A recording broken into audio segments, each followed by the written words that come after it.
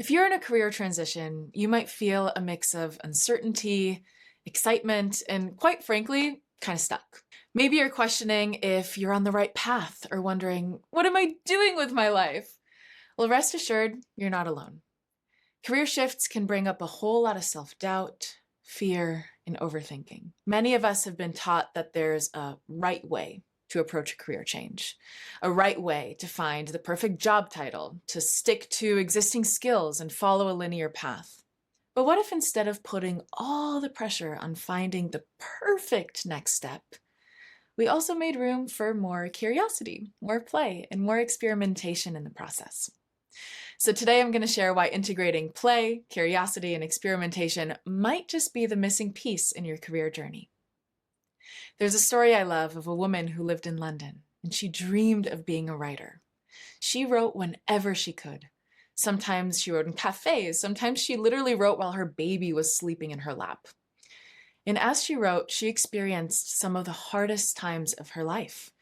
She lost her mom, she moved to a new country, she got married, she had her first kid, and then she went through a really difficult divorce.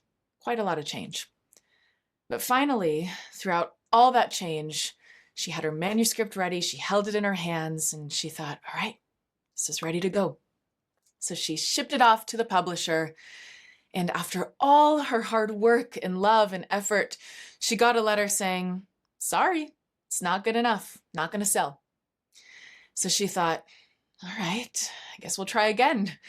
So she played, she changed it a little, she sent it off, and she got another rejection.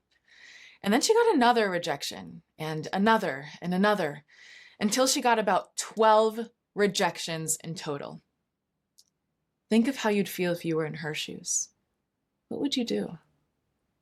Would you give up? Or would you keep trying? Well, she chose to keep writing, playing with different character arcs, reworking plot lines, and throughout the whole time staying open to inspiration. And actually, the cool thing is that you probably actually have heard of this woman. Her name is J.K. Rowling. And that manuscript became the famous Harry Potter series that so many of us know and love. And J.K. Rowling's not alone. Oprah was fired from her first TV job, and she was told that she's not fit for television. Oprah! But instead of accepting that, she experimented. She tried different roles, first in radio, then as a news anchor, then as a talk show host. And throughout that whole process, she found her voice. And the rest, of course, is history. Some of the most successful people we admire didn't follow a linear, straight path. They experimented, they adapted, and they built resilience along the way. J.K. Rowling's years of writing weren't just about crafting a story. They were deeper. They were about processing grief, developing perseverance, and discovering the deeper themes that mattered to her, themes like love, loss, and courage that were then expressed in her writing. And Oprah, too, she didn't just shift career paths. She learned to trust her intuition, to trust her voice, to develop emotional intelligence, and refine the unique way that she connected with people. So you can see that through play, both of them rewired their minds for greater adaptability, creativity, and problem solving. And that is the power of play. It's an active process that allows us to break out of overthinking, to try new things, and uncover unexpected opportunities. And that is exactly what we're going to talk about today. As a certified career management and high performance coach, I have worked with hundreds of professionals in transition. And I can tell you firsthand, from my very, very highly professional opinion, that play is not just for kids. In fact, it's one of the most underrated tools for career clarity and reinvention. You see, career transition can happen on two levels. Level one is almost like an internal shift. This could be like a gut feeling that something's got to change, or you feel like there's more out there for you. And the other level is more of an external shift. This could be something like a layoff, a promotion, or a major life event that can kind of get in the way and steer us off course. The problem is that when most of us find ourselves in a career transition, we tend to focus only on this traditional outer work that we need to do, updating our resumes, networking, applying for jobs. And of course, while these are crucial steps, They can sometimes feel a little bit directionless if we're not engaging in the inner work. Things like gaining clarity, strengthening our resilience, overcoming self-doubt. And that's where play and exploration come in. Not to replace those structured outer steps, but to actually act as a partner. They go hand in hand. It's to make these outer steps even more aligned and effective. Without the inner clarity, external actions can feel scattered.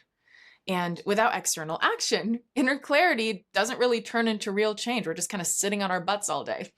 But this is also where most people get stuck. They either overthink and they don't take action, or they take action without really knowing what they want. And that's where play comes in. It bridges the gap between the inner and the outer world, giving you a way to explore new possibilities without the pressure of needing to get something just right. Play isn't just all about fun. It's a tool that you get to use for self-discovery. It's how we test possibilities, how we build our confidence and rewire our brains to handle uncertainty and challenge with ease. Think of how kids learn. A toddler doesn't just try to walk, fall down, maybe try a couple more times and say, you know what, this whole walking thing is actually really not for me. No, they keep playing with movement until they figure it out. So what if we approach career transitions in the same way? So here's your invitation. Pick one playful next step to explore. Take a pottery class or a paint class. Volunteer for a cause that you care about. Try improv. Shadow someone in a field that you're curious about. Go surfing. Cook a dish from a different culture. Start a blog or write a LinkedIn post about something that interests you or inspires you. You can take photos of things that look cool or join a new social or networking group. For me, that actually looked like baking challah bread for the first time the other week. And while that actually has nothing to do with my career, I'm not in a transition currently, the experience itself was a reminder that trying something new rewires our brain to embrace uncertainty. And that's exactly what we need more of in career transitions. These playful, low-pressure activities create a safe zone for exploration, helping you to uncover skills, interests, and strengths that you may not have even known that you had. A career change does not have to be daunting. It takes action, yes, but when you bring in play and curiosity and the willingness to explore and experiment alongside that action, the process becomes less overwhelming and can turn into more of an adventure. It's about rewiring your brain and body to handle uncertainty, take risks, and connect with your heart's inner guidance. That's what we need more of here. So I'm curious to hear in the comments below, what is one playful experiment you're going to try this week? Something just for the joy of it, something that sparks that curiosity, excitement, or maybe even a little bit of fear. Let me know in the comments. I'd love to hear what you're exploring. And if you enjoyed this video, I think you'll love this next one where I walk you through 9 self-discovery questions to help you navigate the inner side of career transition. I'll see you there, and I'm sending you love.